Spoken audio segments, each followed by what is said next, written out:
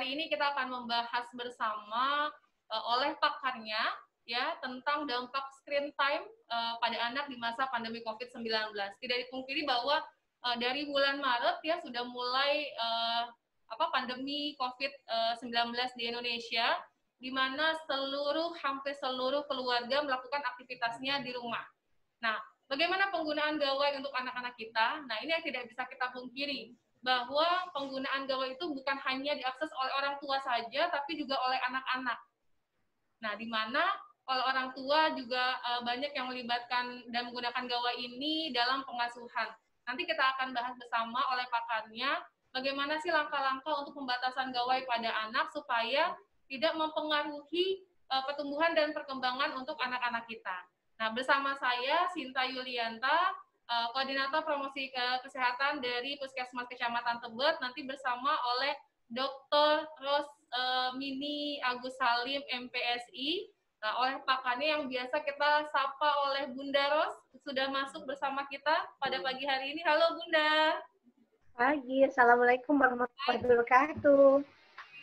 Halo Bunda, apa kabar? Baik, Alhamdulillah. Baik, hari ini kita sudah bersama dengan Dr. Rosmini Agus Salim, MPSI. Beliau adalah psikolog yang saat ini masih aktif di Fakultas Psikolog Universitas Indonesia ya Bunda ya? Ya, betul. Baik, beliau sudah berkeluarga dengan satu putri ya Bun? Putri, cucunya 2. Oh, sudah ada cucunya 2. Nggak kelihatan Bunda, ya Allah. Sudah kepala 6. Luar biasa. Amin. Tetap semangat. Nah, hari ini kita akan membahas bersama oleh Bunda Romi terkait tentang dampak screen time pada anak di masa pandemi COVID nih Bunda. Silakan. Ya. Saya izin share screen ya. Siap Bunda.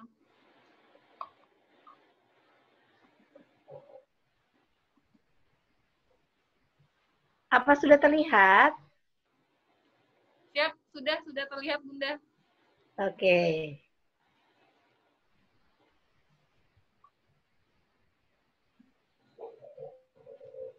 Ya, sudah terlihat ya. Jadi, Assalamualaikum warahmatullahi wabarakatuh untuk kita semua. Salam sejahtera. Saya mencoba untuk semua pasti sudah cerita dan tahu betapa hebohnya kalau punya anak yang sedang menggunakan gadget ataupun device atau perangkat apapun. Namun memang situasi sekarang membuat anak-anak kita diharuskan menggunakan hal-hal tersebut yang tadinya kita berharap jangan terlalu dini diberikan. Tapi karena sekarang PJJ, pembelajaran jarak jauh, jadi semuanya menggunakan hal tersebut. Namun kita tahu juga bahwa perangkat atau apapun yang kita gunakan itu bermata 2. Jadi ada tajam, ada yang tumpulnya seperti kayak pisau. Sehingga apa sih dampak positif dan negatifnya? Nah, seperti yang tadi saya katakan, perubahan di masa pandemi ini, anak sudah akrab dengan media digital sejak dini, sejak TK. Walaupun sekarang waktu di TK masih dibantu oleh orang tua menggunakannya, tetapi mereka sudah diperkenalkan dengan hal tersebut. Kondisi pandemi ini yang membuat kita kemudian belajarnya memang harus dari rumah. Nah, dampak negatif pasti semua sudah tahu, saya nggak akan terlalu banyak, tapi berdampak ini kalau dari sisi medis, dampak gangguan fisik, sulit konsentrasi, juga kemudian ada banyak hal yang kita tahu bahwa ada konsentrasi, selain itu juga anak itu tidak punya disiplin nantinya dalam hal membagi waktu. Ini banyak sekali penelitian yang sudah dilakukan tentang dampak screen time pada anak-anak ini. Nah, juga kita lihat bahwa sulit atur waktu yang tadi saya bilang itu menjadi bagian yang sekarang ini masalah terbesar yang dialami oleh ayah dan bundanya di rumah. Lalu kemudian jangan lupa bahwa pada waktu anak udah masuk tingkat SD, dia sudah suka untuk mencari-cari tahu. Nah, bisa saja nanti terpapar juga pornografi. Makanya ada banyak cara untuk kita bantu anak untuk supaya bisa tahu bagaimana sih caranya untuk supaya dia tidak sampai seperti itu. Negatif juga adalah menarik diri. Dia akan lebih bersibuk diri dengan screen time-nya, dengan device-nya, dibandingkan dia main dengan teman-temannya. Saya ambil contoh, tugas perkembangan anak balita, dan kemudian sampai SD, itu misalnya di kecerdasan bodily kinestetik, gerakan tubuh, itu harus banyak bergerak. Tetapi pada waktu dia menarik diri dari lingkungan, dia pertama tidak berhubungan dengan teman-temannya. Jadi interpersonal intelligence, kecerdasan untuk berhubungan dengan banyak orang, itu terhambat. Lalu kemudian dia main di game. Main games itu biasanya dia lakukan sendiri. Jadi dia menantang dirinya sendiri.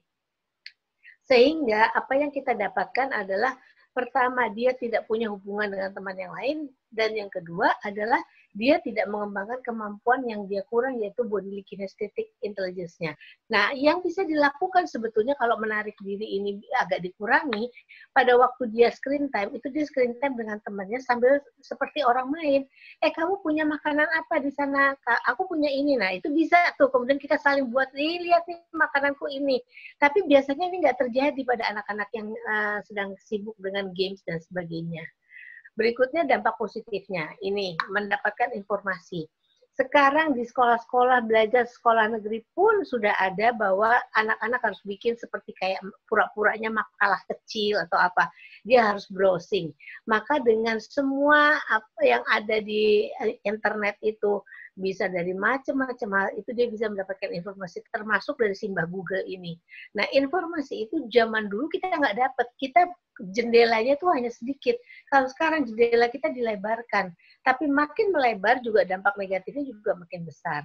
Dampak positif lagi mengasah kreativitas. Jadi banyak sekali anak yang kemudian melihat channel tertentu, kemudian mengikuti dan membuat lebih heboh daripada apa yang ada tutorial yang ada di channel tersebut. Bahkan sekarang di masa pandemi, semua orang jualan makanan.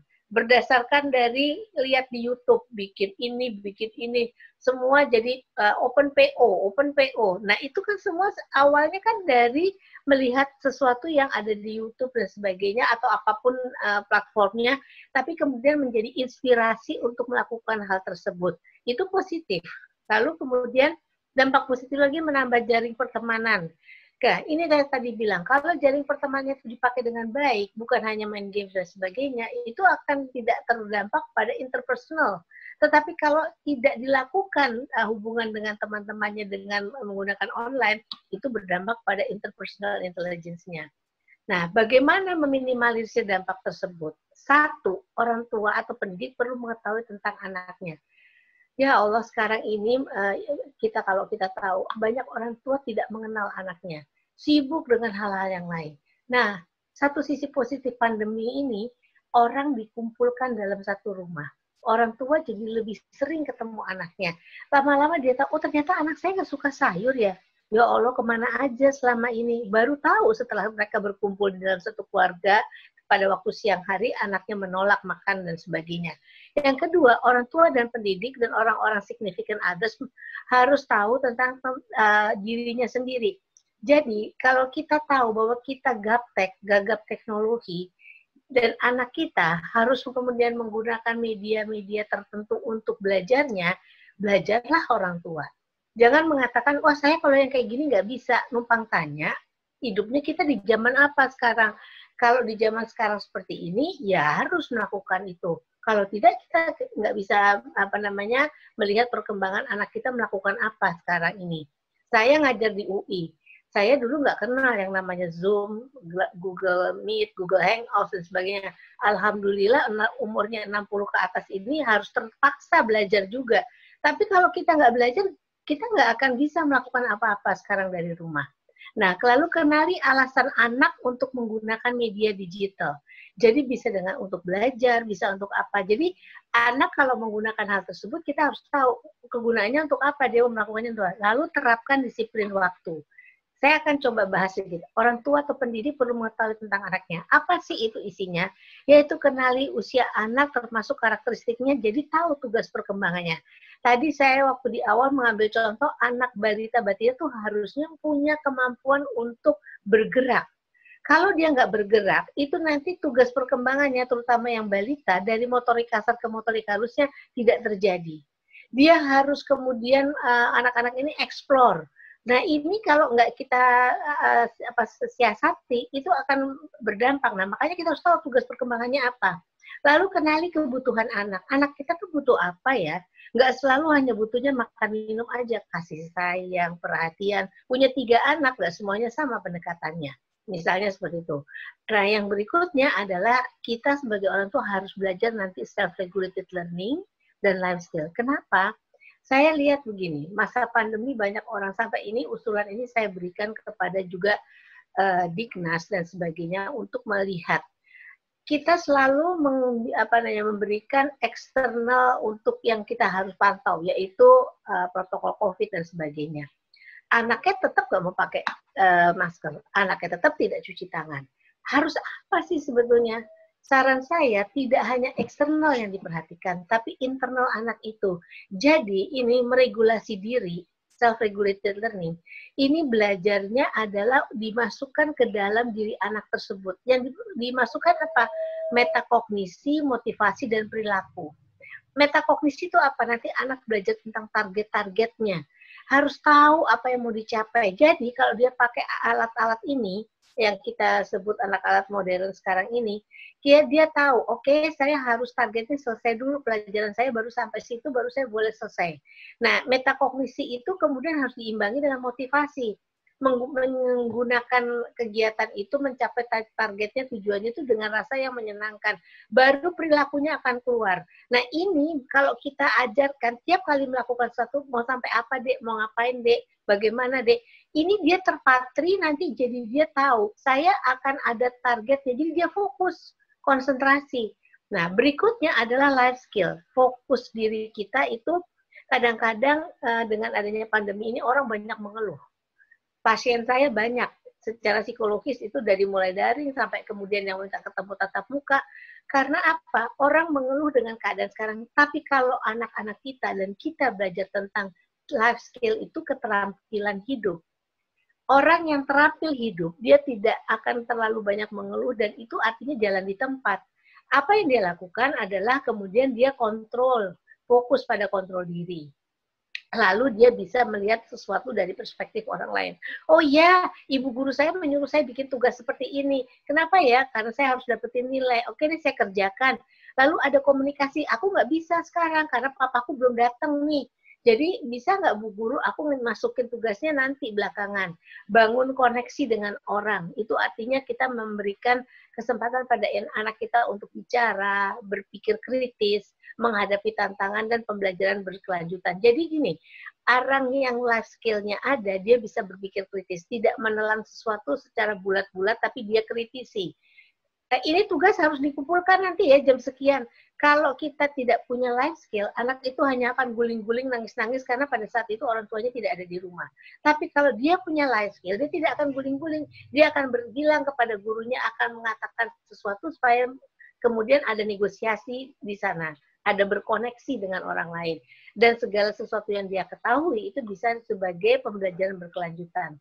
Anak 5 tahun bisa punya life skill. Saya melihat seorang anak di sekolahan saya, 5 tahun dia tidak diajak main oleh teman-temannya memang baru dia kenal, tapi dia nggak nangis. Tuh target dia, fokus pada kontrolnya dia, itu adalah apa? Dia harus cari cara supaya teman-temannya mau mengenal dia. Dia bikin sesuatu dengan kertas lipat, lalu dia omongin ke teman-temannya, lalu teman-temannya mulai mendekat. Luar biasa, anak 5 tahun punya life skill, di mana dia tidak guling-guling nangis, tidak bilang sama gurunya aku tidak ditemenin, tapi dia cari jalan keluarnya.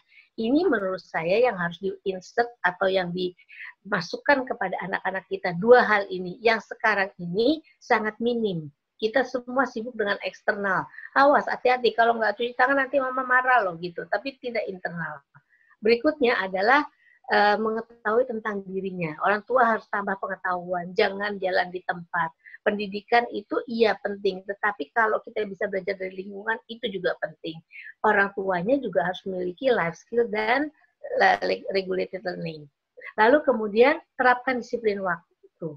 Ini kenali alasan anak untuk menggunakan media. Jadi, tiap kali anak memakai media, perangkat tertentu, biasanya kita mengatakan, awas ya, nggak boleh lama-lama, cuman waktu yang kita katakan.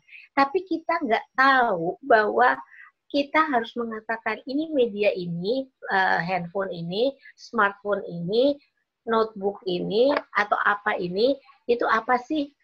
Saya bisa dipakai untuk apa aja. Nah, bapak sama ibu pakainya untuk kita nih untuk bekerja.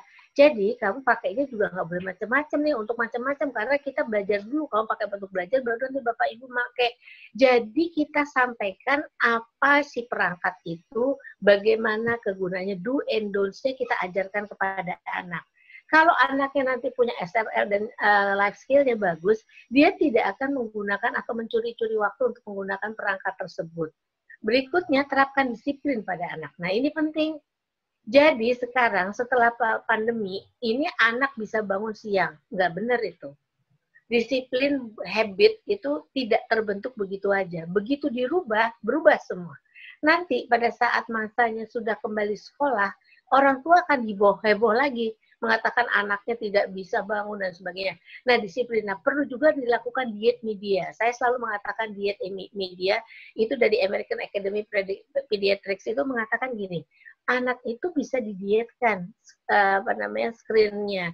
Jadi jangan selalu diberikan kesempatan dia untuk menggunakan segala sesuatu, nonton TV kah atau apa. Dia bisa diberikan patokan. Dek, nanti Ade nonton ini aja, nanti setelah itu Ade nggak boleh nonton, deh kita main aja ya. Nah, namun begini, orang tuanya yang di rumah harus tahu kalau kita melarang anak nggak boleh pakai nggak boleh nonton TV, nggak boleh apa, numpang tanya, orang tuanya memberikan alternatif lainnya nggak?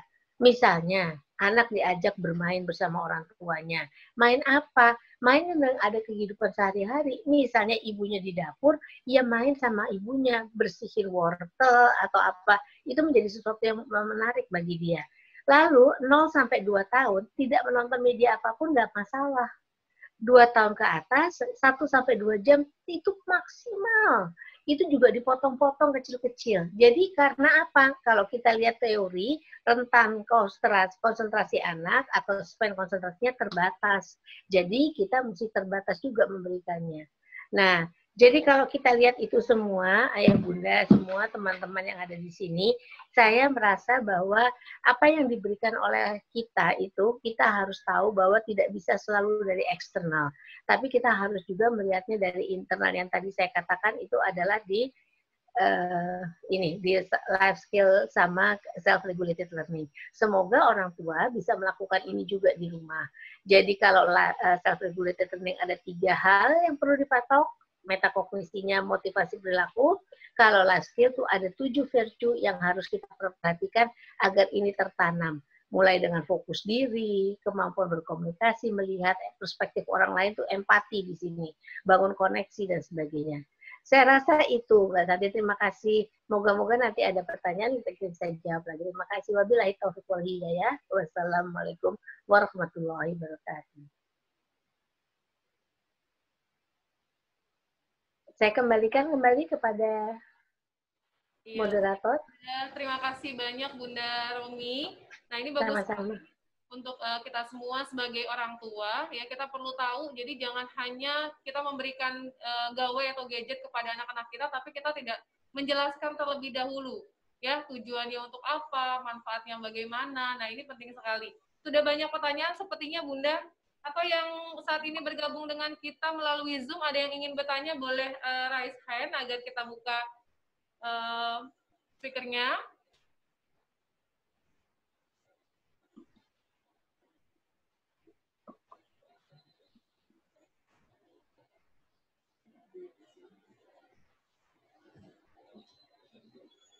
Oke, ada yang ingin bertanya dari Zoom?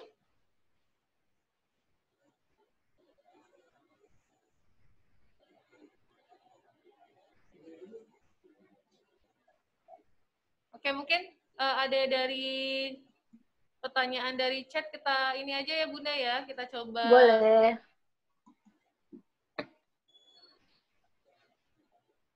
Ya, sepertinya belum ada yang ini. Nah, gini Bunda, sekarang ini kan banyak sekali ya orang tua yang di masa pandemi COVID ini sibuk dengan pekerjaannya juga di rumah karena harus WFH dan anak-anaknya juga harus SFH di rumah. Nah ini bagaimana sih Bun untuk bisa mengatur waktu kita sebagai orang tua agar tetap bisa mendampingi anak-anak kita di rumah menggunakan media gadget ini, Bunda? Oke, dan terima kasih Mbak. Jadi saya melihat kadang-kadang kan kita di rumah perangkat atau device-nya nggak terlalu banyak. Jadi harus berbagi antara orang tua dengan anak. Makanya kita cukup bisa dengan mengatakan kepada anak, kita bagi waktu ya nak, gitu. Nah, makanya tadi saya bilang disiplin waktu itu juga penting. Misalnya bangun pagi jam berapa, kemudian waktu harus untuk bekerja jam berapa. Biasanya anak-anak kan di pagi hari. Misalnya gurunya datang dengan Zoom atau dengan Google Meet, Google Hangout atau apalah. Nah itu mereka pada waktu pagi mereka melakukan chatting dengan teman-teman dan gurunya. Tapi pada setelah itu kita batasi, kita kemudian kita mengatakan bahwa sekarang perangkatnya akan kita pakai untuk mama atau ayah dan bunda untuk bekerja. Bisa seperti itu. Dan juga kita bisa kasih tahu kepada anak-anak kita bahwa menggunakan perangkat itu nggak boleh terlalu lama. Itu kaitannya dengan kesehatan mata. Sehingga dia juga tahu tentang hal tersebut gitu. Jadi pada dasarnya anak bisa diajarkan dan kemudian bisa ditumbuhkan habit atau kebiasaannya.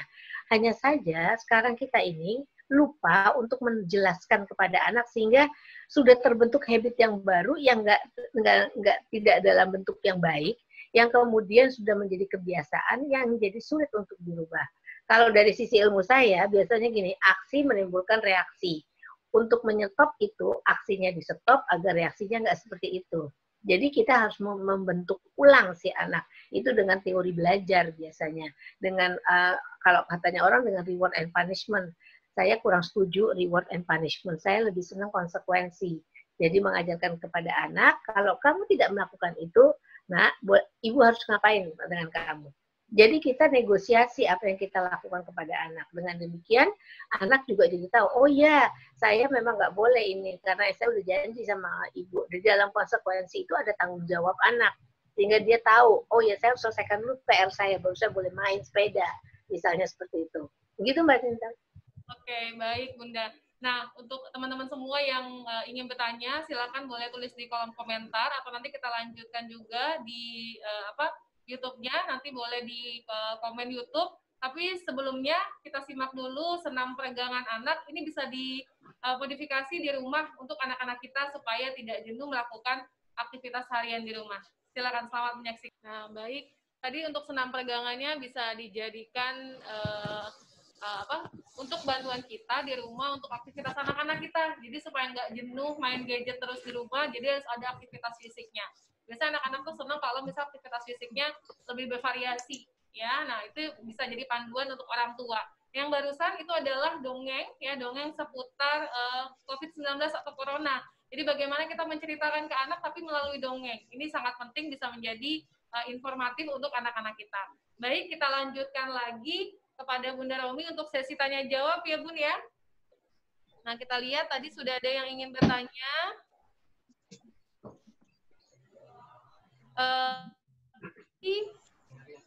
Ibu Epi Tri Hayati ya, Bu Epi ya, halo Bu Epi. Assalamualaikum Bu Sinta. Salam, saya kenal nih kalau Bu Epi ya. Sehat Bu. Alhamdulillah, silakan Bu Evi untuk pertanyaannya. Iya, terima kasih Bu Sinta, Ibu Dokter Rosmini. Saya ingin bertanya, untuk anak usia taman kanak-kanak, Ibu usia 3-6 tahun, untuk mengajar belajar via aplikasi Zoom, bagaimana waktu durasi sebaiknya? Berapa lama waktunya? Apakah 30 menit atau boleh 1 jam? Dan apakah harus boleh setiap hari atau selang-seling waktunya? Seperti itu, terima kasih. Oke, terima kasih Bu Evi. Jadi kalau saya melihatnya, kalau anak-anak kecil itu kalau main di Zoom itu mungkin tidak kemudian duduk seperti kita gini. Jadi mungkin nanti kalau di sekolah ada memungkinkan kebetulan kalau di sekolah saya menggunakan kamera, jadi kita bisa melihat dari agak jauh, sehingga anak itu bisa seperti tadi sambil bergerak, sambil apa gitu. Jadi nggak mata fokus hanya kepada zoom-nya aja. Nah kalau pakai biasa pun bisa. Jadi anak ini laptop atau notebooknya agak dijauhkan, kemudian anaknya berdiri di situ. Nah itu mungkin tapi harus minta kerjasama sama guru. Sehingga tugas yang diberikan kepada anak tidak hanya tugas yang hanya duduk kemudian melipat atau mewarnai, tetapi kemudian melakukan kegiatan-kegiatan yang berbeda. Misalnya, ayo coba cari semua di rumah yang punya gelas nggak? Gelasnya warna apa yang di rumah kamu? Dia lari terus balik lagi. Jadi kegiatannya itu tidak kegiatan seperti kita nih kalau lagi Zoom duduk ini manis, dengerin dan sebagainya. Mereka boleh sambil bergerak-gerak gitu. Dan tidak terlalu lama tentunya. Kenapa? Tentang konsentrasi anak kan terbatas. Dari penelitiannya sudah dikatakan bahwa 1 tahun itu sebetulnya berkisar antara 1 sampai 2 menit itu udah maksimal. Sehingga kalau dia 3 atau 4 tahun ya kalikan aja. Maksimal itu seperti itu. Kalau dia konsentrasi penuh. Tapi kalau dia sambil bergerak dan sebagainya, maka konsentrasi penuhnya mungkin hanya sedikit waktu mendengarkan instruksi guru, tapi setelah itu dia bergerak bebas boleh. Gitu Bu Evi. Ya, terima kasih Bu Dokter. Sama-sama. Oke, jelas Bu Evi ya. Jadi Yes. sama anak-anak, berarti kita harus lebih banyak kreativitas ya Bun ya. Jadi nggak fokus di pasti jenuh. Ya duduk aja, jadi harus ada aktivitasnya supaya anak-anak juga nggak jenuh, nggak bosan. Ya, nah kita lihat lagi. Jadi ada germasnya juga ya. Ya. Tetap harus ada germasnya. Terima kasih Bu Evi. Ya, terima kasih Bu dan Sinta. Ya. Oke, selanjutnya pertanyaan dari Reni. Untuk Ibu Reni, ya silahkan Ibu Reni pertanyaannya. Ya, Assalamualaikum Dok. Saya Dr. Reni dari Penjaringan Dok. Ya. Mau tanya, seringkali orang tua itu berusaha untuk membagi waktu screen time pada anak, tapi malah si anaknya jadi tantrum Dok. Itu gimana ya mengatasinya ya? Terima kasih. Oke. Terima kasih Dok. Jadi kalau saya ngelihat anak tantrum karena biasanya apa yang dia inginkan tidak diberikan. Kenapa tidak dia tantrumnya juga? Karena biasanya dia minta itu diberikan. Jadi ada inkonsistensi di dalam kehidupan dia sebagai anak untuk melakukan sesuatu gitu. Saya selalu bilang kepada orang tua, jangan memulai sesuatu yang kalau nantinya jadi kebiasaan membuat dia minta, Anda nggak akan bisa ngasih setelah itu. Jadi lebih baik kita melakukan sesuatu jangan sampai menjadi suatu kebiasaan. Misalnya saja tadi, kalau misalnya dia tidak mau, tidak diberi gadget atau diberi apa, atau tidak diberikan kesempatan untuk nonton TV misalnya kayak gitu, itu kemudian dia jadi marah-marah. Nah, tugasnya adalah pada waktu dia tantrum itu mengalihkan perhatiannya, itu intinya. Dengan cara apa? Jangan kita marah, misalnya kamu nangis saja, diam kamu. Tapi kita nggak melakukan apa-apa. Kalau saya pernah mengatakan kepada orang tua seperti itu, terus ditanya sama orang tua, jadi saya mesti apa yang mesti saya alihkan tuh gimana? Deng-deng, pusing juga kan? Harus belajar orang tuanya lebih kreatif. Misalnya gini, nak, ibu mau bikin nih di luar, mau nggak ikut? Kan nggak boleh kemana-mana, luarnya paling sampai teras. Kita bikin yuk kemah, anaknya mikir, kemah. Gimana caranya? Zaman saya dulu itu kemah itu pakai kalau orang Jawa jare atau apa namanya kain. Lalu ditaruh kain di atas kepalanya dari kursi ke kursi, dia main di bawahnya. Itu sudah kemah dan itu karena pengalaman yang luar biasa dia belum pernah alami, teralih dari yang si gadget itu. Kenapa anak jadi terpaku dengan gadget? Karena orang tua nggak mau susah. Supaya anaknya diem, dikasihlah gadget itu. Itu yang berdampak yang saya bilang, jangan mulai dulu kalau Anda nggak yakin Anda akan bisa menyetopnya nanti atau Anda tidak akan memberikannya kemudian nantinya. Jadi kita alihkan perhatiannya. Apapun yang kita lakukan, kita berikan kepada anak kesempatan untuk mengikutinya atau melakukannya, dia akan jadi senang gitu. Begitu Dok. Oke, terima kasih Dokter. Oke, jelas sekali ya Bunda Romi. Jadi kita jangan sampai nggak mau capek ya sebagai orang tua hanya ngasih gadget ke anak, terus anaknya anteng, kita bisa ngapa-ngapain gitu ya Bun ya. Tapi Betul. nanti pas tantrum malah jadi pusing. Ini gimana nih Yeah. anak tantrum nih malah jadi bingung. Nah justru harus kreatif. Tadi Bunda Romi udah katakan di slideshow yang Bunda Romi sampaikan bahwa harus kita mengenal dulu diri kita juga ya Bun ya sebagai orang tua dan pendidik. Jangan sampai anaknya tantrum terus kita bingung mau ngapain. Jadi harus cari peralihannya seperti apa nih. Jadi orang tua harus kreatif juga ya Bunda ya. Betul. Baik, untuk selanjutnya pertanyaan dari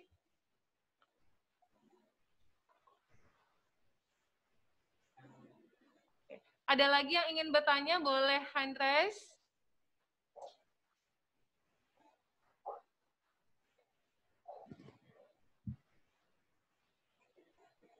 Mungkin bisa menambahkan Mbak Sinta. Oh iya, boleh Dokter Ratna, silakan Dokter. Iya Bunda Romi, tadi saya lihat di YouTube itu ada pertanyaan untuk anak SD Bunda Romi. Sekarang kan anak SD juga melakukan kegiatan school from home ya Bunda. Kalau untuk anak masih setara kelas 1, kelas 2 SD itu sebaiknya bagaimana ya Bunda Romi ya? Mungkin Bunda bisa memberikan masukan di sini. Ya, kalau kelas 1, kelas 2 itu masih juga dikatakan PAUD ya, pendidikan anak masuk pendidikan anak usia dini.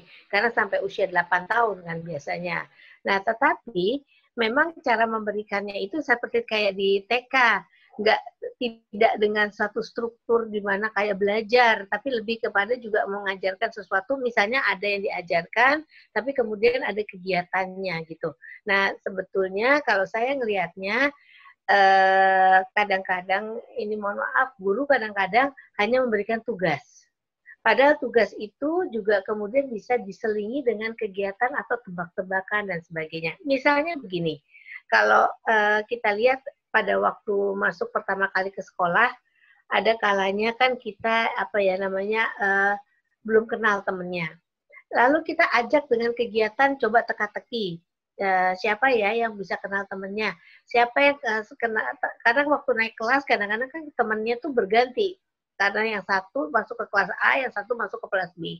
Kita ajak untuk dia bertanya, kita ajarkan dia untuk, jadi kegiatannya di kelas itu mungkin bahasa Indonesia, karena di kurikulum 2013 itu kan kita ini memang diajarkan untuk mengintegrasikan beberapa mata pelajaran menjadi satu gitu. Jadi bentuk kegiatannya bisa berbeda-beda, tapi kontennya nanti kita harus bisa nanti memasukkannya ke dalam itu dengan cara yang ya ini termasuk bahasa Indonesia, termasuk apa gitu. Nah, yang berharapnya pada waktu SD kelas 1, kelas 2 yang masih juga tergolong masih anak dini, itu harus kemudian kita ajarkannya juga dengan lebih rileks. Tidak seperti yang kayak kita mengajarkan anak-anak yang kelas 4, 5, 6 gitu, seperti itu. Demikian, Dok. Iya, Bunda. Terima kasih, Bunda. Soalnya ini betul-betul butuh kreativitas dari guru dan orang tuanya juga ya, Bunda ya. Iya. Dan kadang-kadang ini kalau yang ke saya nih, kadang-kadang orang tua ngeluhnya udah bikin macam-macam, tetapi katanya anaknya nggak bisa, nggak mau diem, nggak mau ini, jadi stres katanya, stres gitu. Luar biasanya gini, stres itu nggak hanya ya seperti COVID, yang menular bukan COVID, bukan hanya coronanya aja, tetapi stres itu ditularkan, Dok. Kalau kitanya orang tuanya uring-uringan, stres terus, itu biasanya anaknya melakukan hal yang sama. Kenapa? Dia tidak nyaman di dalam kehidupan di rumahnya itu. Makanya selalu harus kita lihat sebagai orang tua, kita harus bikin segala sesuatu senikmat, sesantai mungkin agar anak juga tidak mengambil. Untuk bisa santai gimana? Waktu itu klien saya tuh bilang gitu, ya itu life skill. Jangan kemudian melihat segala sesuatu, dulu saya harusnya begini. Kalau dulu terus, itu nggak akan terjadi. Karena dulu udah lewat. Sekarang ini istilahnya udah situasinya berbeda. Nah, life skill itu keterampilan hidup, itu membuat orang menjadi bisa survive dalam situasi apapun. Nah, kalau orang tuanya nggak bisa survive, bagaimana anaknya? Orang tua akan sibuk dengan berpikiran yang negatif aja. Tapi kemudian anak kita mau melakukan pendidikan atau apa jadi nggak jalan. Yang ada anak melakukan sesuatu sedikit, kita marah. Nah, itu stres kita, jadi nanti ditularkan kepada anak secara tidak sengaja. Begitu, Dok. Terima kasih Bunda atas penjelasannya. Oke, baik. Terima kasih Bunda. Ini ada lagi Bun dari YouTube pertanyaannya. Saya bacakan ya. Iya. Bunda. Dari Bapak Saiful Anwar. Selamat pagi Bunda, ingin bertanya, bagaimana untuk anak yang ABK khusus? Ya, apakah menurut Bunda anaknya lebih baik belajar di rumah atau pertemuan? Karena Bapak Saiful ini ada keponakan yang sulit sekali belajar di rumah karena keterbatasan dari indera pendengaran. Nah, mungkin dari Bunda ada masukan dan sarannya. Silakan Bunda. Iya, kalau anak ABK itu kan kita mesti lihat ABK-nya apa, mampu didik atau mampu latih. Kalaupun misalnya mampu didik, kita nggak yakin dulu apakah anak ini bisa dengan menggunakan online.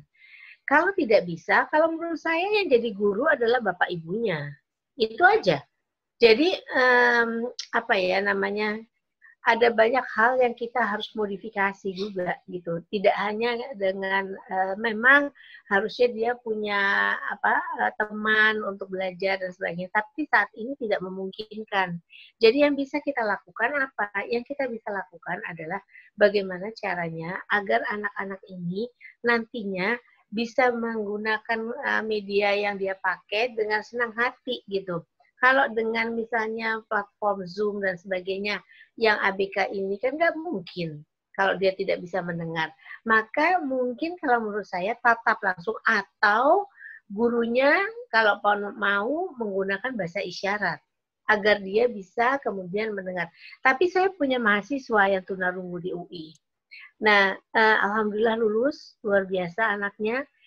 Dia punya memang ya karena dia udah mahasiswa ya, punya komputer laptop yang disumbang dari yayasan tunggu dulu lupa saya, itu kemudian semua mata kuliah dan sebagainya kalau saya ngajar dan sebagainya dia minta PowerPoint-nya dia masukkan ke dalam notebook-nya, nanti di notebook-nya itu akan keluar menjadi suara.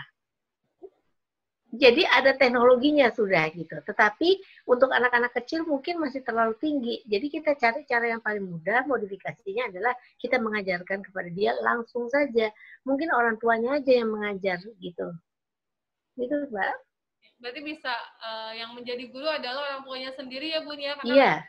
Anaknya, lebih tahu keterbatasan anaknya. Atau mungkin juga tadi gurunya yang datang langsung ke rumah ya, Bun?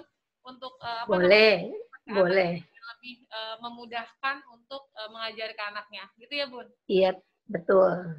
Tapi kan ada social distancing ya, jadi kita juga mesti atur-atur kalau bertemuan dan sebagainya gitu, jadi harus diatur juga gitu. Ya, baik.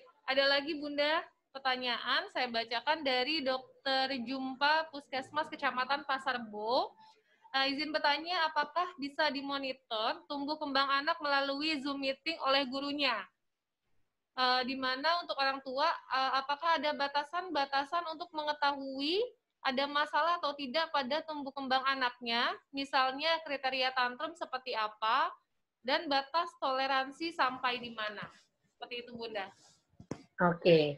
Sebetulnya nggak usah pakai Zoom meeting, orang tua bisa mendeteksi sendiri. Kenapa susah-susah kita mesti minta orang lain untuk mendeteksi? Caranya gampang. Sekarang udah informasi begitu banyaknya. Mau tahu tugas perkembangan anak, Anda tanya sama Mbah Google. Kalau anak umur sekian sampai sekian, itu yang harus dimiliki kompetensinya itu apa. Lalu kita potret anak kita, nggak pakai kamera, kita lihat di keseharian anak kita kira-kira kriteria yang misalnya sudah bisa berkonsentrasi lebih dari 5 menit, kemampuannya dia untuk mengenal orang lain, mau berinteraksi dengan orang lain, ada nggak pada anak kita? Ternyata nggak ada. Oke, kita concern dulu ke situ, kita coba lihat, kita stimulasi. Nggak bisa baru kita bawa ke pakar. Nah, artinya sebetulnya kita bisa banyak melakukan hal apapun untuk melihat perkembangan dan pertumbuhan anak kita sebagai orang tua, kita lihat sendiri. Kalaupun gini, saya boleh ngomong gini, nanti kalau habis ini saya nggak laku jadi psikolog. Jadi gini, pada waktu kita tahu anak kita bermasalah, sebetulnya orang tua bisa mendetek dulu apa ya penyebabnya. Karena kalau nanti ngomong sama pakarnya, saya ngomong apa adanya, misalnya ke psikolog, saya pasti akan bertanya, sejak kapan mulainya, apa yang terjadi sebelumnya. Sementara orang tua yang tahu tentang apa yang terjadi, dia pasti akan tahu ini anak mulai suka tantrum pada waktu adiknya sudah mulai lahir gitu. Nah, jadi dia sedang sibling rivalry. Itu sedang saling ingin lebih diperhatikan oleh orang tuanya. Nanti treatmentnya gampang. Pada waktu misalnya sampai di rumah bapak sama ibu, bapak ke adik, kakak ke ibu dulu. Nanti kebalikannya baru. Jadi kalau tahu asal muasalnya penyebabnya itu apa, akan lebih mudah. Nah, yang bisa tahu siapa? Kita sebagai orang tua. Dan itulah yang saya bilang, selama pandemi ini, alhamdulillah, Allah memberikan kesempatan pada kita mengenal lebih jauh tentang semua anggota yang ada di rumah. Ada orang tua baru tahu bahwa anaknya nggak suka pisang. Numpang nanya, anaknya udah 5 tahun kemana aja selama ini. Kan artinya kan ada yang hilang waktu itu. Tapi dengan adanya sekarang itu sesuatu yang nilai positif kalau menurut saya. Lalu bersyukur kita, oh luar biasa pandemi ini nggak bikin negatif semua. Saya bersyukur nih pandemi ini. Kenapa? Saya yang tadinya gaptek, nggak mengerti tentang Zoom dan sebagainya, saya biasa kerja di laptop tapi nggak tahu tentang itu. Sekarang jadi tahu. Oh, jadi pinter. Kita semua jadi milenial, jadi nggak ada generasi Y atau X atau generasi Alpha yang melakukan ini, tapi kita yang udah tua-tua, udah kepala 6 udah melakukan ini juga. Apalagi gitu. Jadi pada waktu ini sekarang kita harus banyak menyikapinya dengan cara positif. Dan kita tahu bahwa kita makin mengenal anggota rumah tangga kita. Jangan takut, karena banyak juga akibat mengenal lebih jauh, akhirnya jadi kesel. Ternyata sifatnya tuh kayak begitu aslinya gitu. Nah, kemarin kemana gitu ya. Gitu. Sekarang malah lebih tahu ya Bun ya, manfaatnya malah lebih banyak dengan kita sama keluarga masa pandemi ini. Nah, gini Bunda, bukan hanya anak saja nih yang stres untuk bisa belajar melalui virtual ya atau dengan gadget, tapi orang tuanya itu ikutan stres juga nih. Apalagi orang tua yang masih tetap harus bekerja. Kemudian anaknya di rumah tetap harus melaksanakan school for home-nya. Nah, ini gimana Bun untuk mengatasi orang tua yang jadi gampang stres dengan kondisi seperti sekarang ini? Oke. Memang sekolah itu biasanya melakukan Zoom, saya bilang kan pagi. Nah, kalau kita pagi nggak ada di rumah dan tidak ada orang yang dititipkan, tugas kita sebagai orang tua tuh ngobrol sama gurunya. Gimana ya enaknya? Kalau di sekolah saya, guru masih kasih kesempatan nanti ada jam tertentu dia bisa tanya dan membuka kesempatan untuk video call atau apa gitu. Jadi banyak sekali cara yang bisa kita lakukan kalau kita mempunyai kemampuan juga untuk berkomunikasi yang baik. Dan itu ada di life skill juga, keterampilan hidup. Makanya jangan merasa bahwa nggak bisa nih, soalnya saya mesti kerja terus mentok, anaknya nggak boleh melakukan Zoom atau Zoom meeting atau apapun.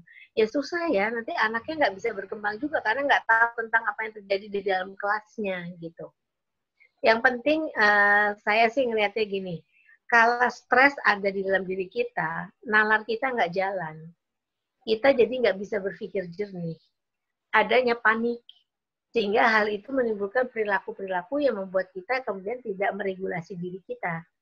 Jadi makanya apa ya, harus regulasi diri, kontrol dirinya, tahu apa yang kita mau lakukan, rasakan senangnya. Jangan semua dibikin rasanya kayaknya masalah heboh antara hidup dan mati, itu kalau nggak dilakukan seperti itu. Oke, baik.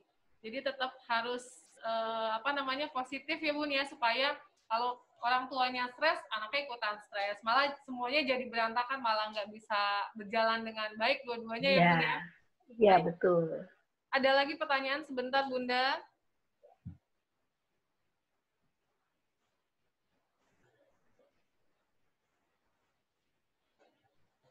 Ini dari YouTube.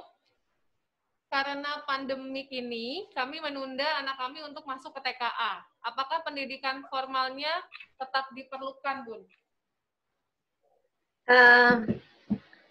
Gini, TK itu prasekolah, sebelum sekolah. Kenapa TK ada? Karena banyak orang tua yang tidak punya kesempatan untuk menstimulasi anaknya. Sehingga akhirnya memang dengan adanya lembaga pendidikan membantu untuk orang tua orang tua dibantu oleh lembaga pendidikan agar anak mencapai tugas perkembangannya sehingga bisa nanti masuk ke sekolah dasar. Sekolah yang sebenarnya memang sekolah dasar, tetapi basic itu memang harus ada di prasekolah. Nah, kalau kita bisa provide sendiri di rumah, kita bisa melakukannya sendiri di rumah, nggak ada masalah. Tapi masalahnya dilakukan apa tidak stimulasi itu. Yang penting ada stimulasinya. Saya bahkan mengarahkan kalau misalnya kita masuk ke suatu sekolah, kita sudah bisa bayar uang pangkal dan sebagainya, kita nggak mau sekolah dulu. Yang penting materinya ada, dibawa ke rumah. Lalu orang tua yang menyajikannya, misalnya orang tua belum bisa sempat untuk kemudian memberikan anak untuk Zoom atau apa. Jadi kita punya patokan untuk bisa menstimulasi anak. Tapi kalau bisa semua itu dilakukan sendiri, nggak perlu materinya, nggak perlu bahannya, kita merasa bisa kita lakukan sendiri, ya kita lihat. Nah, nanti pas waktu masuk, kita lihat apakah anak ini sudah layak untuk masuk di TKB. Karena untuk TKB itu kan juga ada karakteristik anak umur sekian, itu harusnya bisa apa-apa. Nah, harapannya memang motorik halusnya itu sudah berada di waktu dia di TKB. Karena awal dia belajar untuk menulis dan sebagainya, itu di TKB. Nah, untuk menulis itu misalnya, tidak hanya motorik halus, tapi harus juga visual spasial. Tahu atas, bawah, kiri, kanan, depan, belakang. Itu supaya nanti tidak disleksia juga. Nah, itu diajarkan di rumah. Kalau belum, berarti dia harus diajarkan dulu, distimulasi dulu, gitu. Gitu, Mbak. Oke, jadi tetap orang tua nih, peran orang tua sangat penting sekali. Tetap orang tua yang mengajarkan sejak dini sebelum anak untuk sekolah formal. Jadi tetap ada tahapan. Jadi nggak masalah ya Bun ya, meskipun sekarang harusnya masuk TKA tapi belum masuk ke TKA. Asal orang tuanya melakukannya di rumah. Nah, tetap orang tua ya harus bisa melakukan aktivitas pembelajaran bersama dengan putra-putrinya di rumah. Oke, ada lagi. Nah, kemudian gini Bun, bagaimana cara mendidik anak agar tetap dapat memenuhi kompetensi yang dibutuhkan? Iya, yaitu kan cara untuk mendapat misalnya kalau di PAUD ya, dari motorik halus ke motorik kasar, kan dia harus belajar motorik halusnya. Belajar motorik halus kan juga harus nulis. Misalnya ada bekas tempat minuman yang lubangnya kecil, masukkan biji-bijian ke sana, itu belajar motorik halus. Motorik halus itu udah ada di sini. Nah, kalau dia biasanya masih meremas, naik, lempar, itu masih kasar. Harus beralih ke halus. Nah, halus itu dilatih di rumah. Kalau di rumah ya kita latihannya banyak, macam-macam, nggak usah selalu nulis, gitu loh. Saya heran orang selalu terpaku harus untuk nulis. Dan yang saya sangat heran juga, anak belum siap untuk membaca, menulis, berhitung dipaksa. Saya nggak anti anak belajar menulis, berhitung. Tetapi harus tahu untuk belajar menulis yang tadi saya bilang. Itu harus tahu visual spasial, atas, bawah, kiri, kanan, depan, belakang. Harus belajar motorik kasar menjadi motorik halus. Jadi konsentrasi juga span-nya harus sudah lebih panjang. Nah, itu kan persyaratan-persyaratan itu ibaratnya untuk landasan supaya dia nanti nggak sampai satu titik dia males gitu. Kenapa kita sekarang di Indonesia ada fobia matematika? Kita terlalu menjejal matematika di awal. Apa landasannya, fondasinya itu belum tentu kuat gitu. Semua orang mengatakan bahwa matematika harus bagus gitu. Kita les kunjungan muhibah dari satu les ke les lain. Dari les dari matematika, aritmatika, matematika. Saya nggak anti. Tetapi pertanyaannya, apa benar anak ini punya kemampuan luar biasa? Seharusnya matematikanya sampai nilainya luar biasa. Manusia itu diberikan oleh Allah, kalau dari multiple intelligence itu teorinya Gartner, kecerdasan banyak sekali. Nggak semua harus di matematika tingginya. Ada anak matematikanya nggak terlalu tinggi, tetapi kemampuan interpersonal, hubungan antar manusianya yang lebih tinggi. Itu juga harus dilihat, gitu. Sehingga nanti dia bisa berprestasi, bisa jadi orang yang mempunyai bermakna di masyarakat, itu karena kecerdasannya itu. Saya nggak yakin kalau orang harus matematika, bahkan ada penelitiannya di mahasiswa S2 saya. Orang yang berhasil di masyarakat belum yang dilihat semua belum tentu punya ranking. belum tentu orang itu matematikanya tinggi, tapi yang jelas orang yang berhasil di masyarakat dalam penelitian itu orang yang memiliki interpersonal intelligence yang tinggi, kemampuan hubungan antar manusia yang tinggi. Itu dia pasti survive. Jadi kita mau apa di sekolah, kita harus masukkan itu juga, interpersonal itu gitu Mbak. Jadi mindset orang tua nih yang harus dirubah ya Bun, bukan kita punya anak bukan hanya kecerdasan secara membaca, menulisnya yang usia dini udah harus bisa, tetapi iya, semua perikasannya itu yang harus kita latih. Iya, betul Mbak. Benar sekali Bunda, karena saat ini nih orang tua mindsetnya adalah oh anak udah TK itu udah harus bisa baca, udah harus bisa nulis, dilesin ini itu, jadi sehingga lebih cepat diajarkan, sehingga pada saat SD waktunya belajar malah jenuh gitu ya Bun ya. Betul. Misalnya gini, Mbak tuh di dekat Mbak ada banyak boneka ya. Anak itu suruh memilah boneka yang pakai baju merah sama yang baju biru, suruh dia pilah. Itu cara awal tapi itu luar biasa. Kenapa? Kemampuan analisanya diasah. Ini ada yang bilang suara saya hilang. Kedengaran nggak Mbak? Kedengaran Bunda. Ya, itu kemampuan analisanya luar biasa. Lalu kita suruh dia gini, mainan diurut dari besar sampai kecil. Itu analisa. Itu ada di logical mathematics. Orang yang matematikanya bagus, analisanya biasanya bagus. Tapi ngajarin anak balita, itu bukan 1 tambah 1 sama dengan 2. Karena apa? Itu abstrak.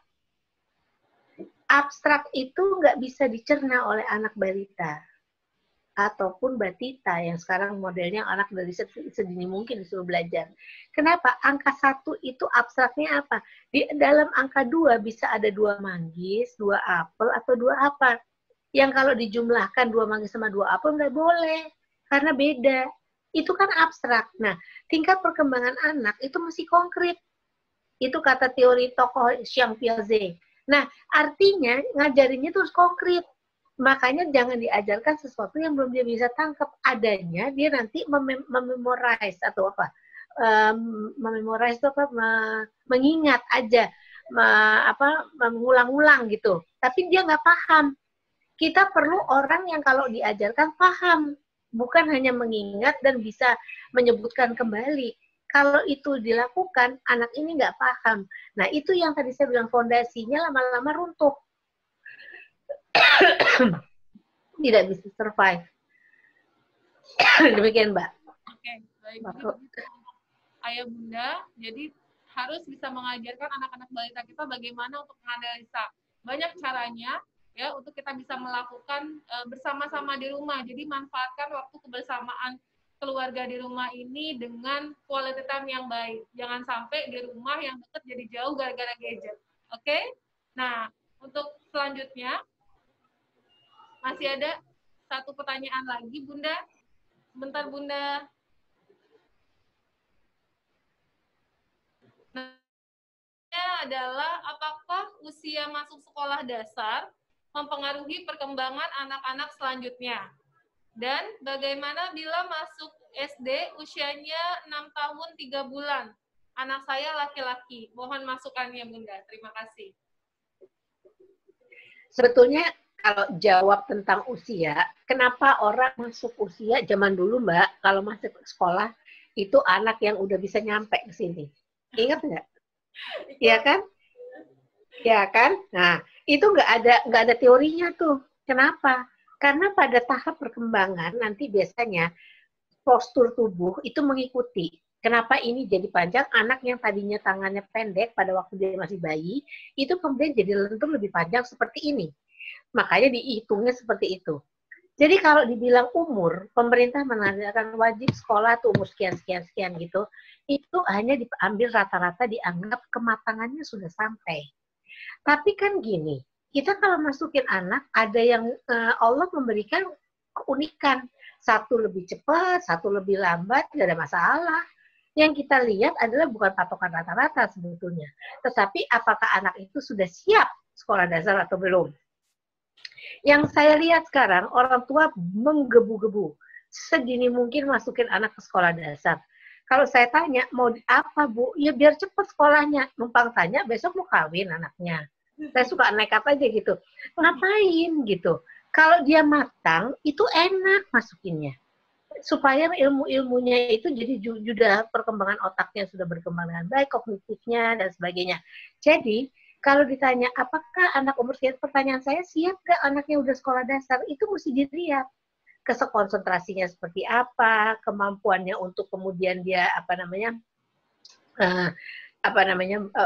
kalau konsentrasi itu kan ada rentangnya, lalu kemudian kemampuannya dia untuk mandiri secara emosi, tidak terikat terlalu dekat dengan orang tuanya lagi, ada banyak kriterianya. Apakah motorik halusnya sudah berkembang dengan baik untuk masuk sekolah dasar. Saya kadang-kadang kalau ngetes anak itu udah siap sekolah dasar, suruh buka tutup kancing sendiri dengan kancing baju gitu, lihat motoriknya udah bagus belum. Kalau dia begini masih, artinya motorik halusnya belum oke. Bagaimana dia menulis gitu. Jadi banyak hal yang kita bisa observasi dari anak kita sendiri, nggak usah pakai pengetesan gitu. Itu Mbak. Oke, baik. Jadi harus yakin dulu sudah siap belum anak kita untuk masuk ke sekolah dasar. Nah, jadi tadi tantangan dari bisa menulis atau membacanya, tapi bagaimana motorik halusnya mampu berjalan dengan baik. Gitu ya, Bun ya? Iya. Jadi kalau masuk sebetulnya, masuk TK itu nggak ada tes membaca menulis berhitung. Masuk SD pun sebetulnya nggak seperti itu, tetapi lebih kepada pemahaman dia siap secara potensi, kompetensinya udah siap nggak untuk masuk sekolah dasar. Gitu, Mbak. Oke, baik. Terima kasih, Bunda. Mungkin untuk teman-teman lainnya yang masih ada pertanyaan, boleh tulis di komen YouTube-nya, nanti bisa kita jawab ya untuk selanjutnya. Nah, sebelumnya, terima kasih dulu Bunda Romi, terima kasih. Sama-sama. Ilmunya sangat bermanfaat sekali untuk kita semua dalam rangka Hari Nasional. Tapi kita masih punya video dongeng dari Puskesmas Kecamatan Cipayung. Sama-sama kita saksikan ya Bunda Romi ya. Baik, itu tadi penampilan video dongeng dari Puskesmas Kecamatan Cipayung. Kreatif sekali. Ini bisa dijadikan media untuk informasi ke anak-anak kita, khususnya anak-anak balita di masa pandemi COVID-19 ini. Nah, jadi sedikit saya ringkas ya rangkuman materi yang tadi sudah disampaikan oleh Bunda Romi, bahwa di masa pandemi ini kita sebagai orang tua harus bisa mendampingi anak-anak kita dalam penggunaan gadget, ya, terutama untuk kegiatan-kegiatan sekolahnya. Karena kalau kita salah dalam pemilihannya juga bisa berdampak negatif. Tapi tidak luput juga dampak positif yang banyak yang bisa dimanfaatkan oleh anak-anak kita. Jangan sampai dampak negatifnya bisa menjadi kurangnya aktivitas fisik untuk anak-anak kita, ya, kemudian aktivitas sosialnya jadi terganggu sehingga tidak mampu berinteraksi bersama dengan teman-teman lainnya, dan juga yang pasti hati-hati kalau penggunaannya salah bisa terjadi terhadap pornografi, ya.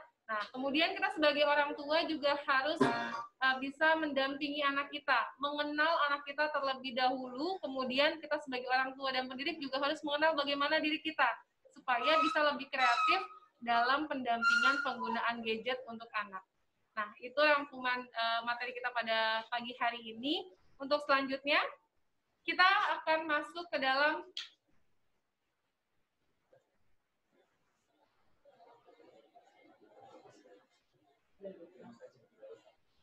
baik, untuk sebelumnya terima kasih dulu Bunda Romi. Terima kasih. Halo Bunda. Sama-sama Mbak. Terima kasih informasinya Bunda Romi. Oke, untuk selanjutnya